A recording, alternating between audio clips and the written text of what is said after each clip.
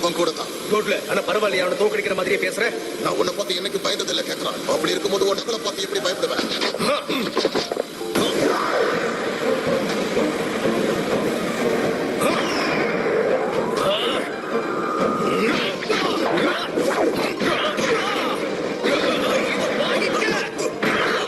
தேறி பிடிச்ச மிருகமே, உன்னுடைய சக்தியை நீ எப்படி இந்த அளவுக்கு அதிகரிச்ச?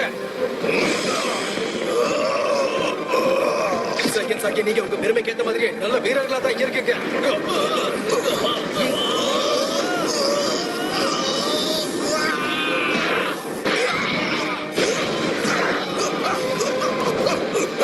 வெஜிடா ஒரு புரட்டி எடுக்கிறான்.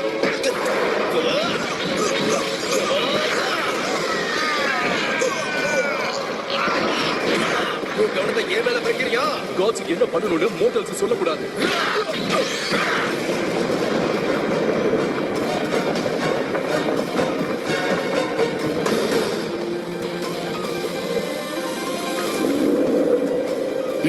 இவன் நிஜமாவே அழிவில்லாதவன் தான். நாம அவங்களை ஃபாலோ பண்ணலாம். நீ செஞ்சதுலயே பெரிய தப்பு என்னன்னு உனக்கு தெரியுமா? நான் என்ன தப்பு செஞ்சேன்? உடம்ப திருடனியே அதுதான்.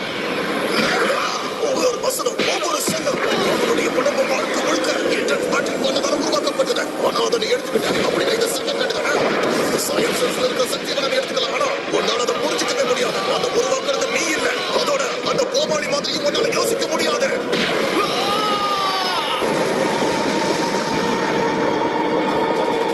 உனக்கும் எனக்கும் இடையில எப்படி இந்த அளவுக்கு பவர் கேப் இருக்க முடியும்? அது சிம்பிள் தான். நீ ஒரு வித்தக்காரன், சயன் மாதிரி வேஷம் போட்டவன். ஆனா நான் தான் உண்மையானவன்.